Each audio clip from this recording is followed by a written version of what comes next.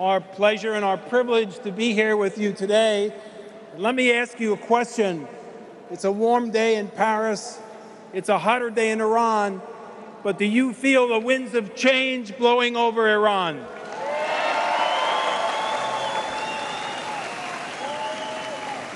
And you are the people, your brothers and sisters in Albania, and your brothers and sisters in Iran, who are blowing that wind with an ever-increasing force.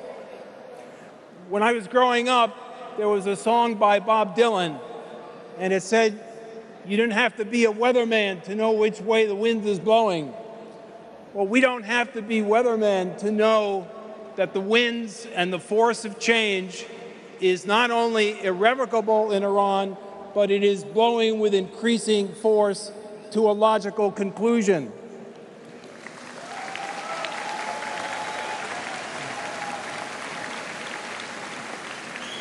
Although things are changing around and under the regime's agenda of terrorism has not changed.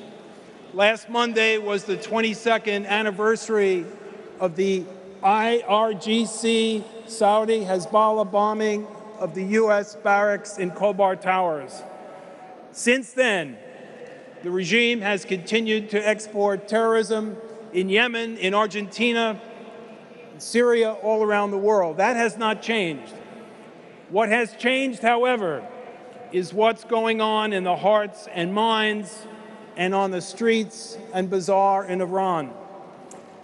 What's going on? Well, it now takes 64,500 rial to exchange for a dollar. The value of the rial is dropping faster than the power of the regime. That's a very bad thing for the people of Iran, but it's a sacrifice that they are willing to make. So I have two very brief messages. The one message is to the freedom fighters in Iran. We support you. We're there for you. We can move.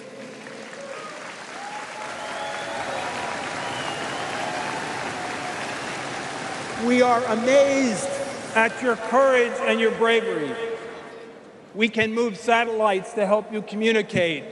We can shut down companies on secondary sanctions violations.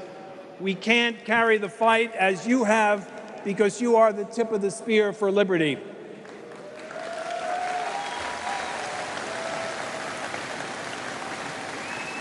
My second message, my concluding message, is to the oppressors in Iran, to the terrorist regime, to the criminals who are arresting, torturing, and murdering their citizens.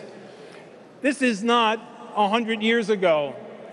We have the ability and will maintain the ability to bring those criminals to justice.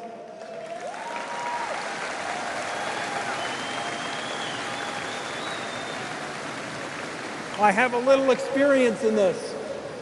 There are things that are called evidence, witnesses, digital records, bank accounts, witnesses. The day will come when not only democratic change will be brought to Iran, but the criminals who have committed crimes against humanity will fill the criminal courts of the international community.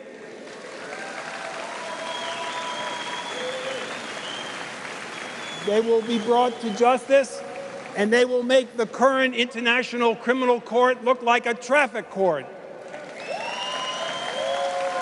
Thank you. Thank you. Thank you very much. God bless you. Thank you, sirs.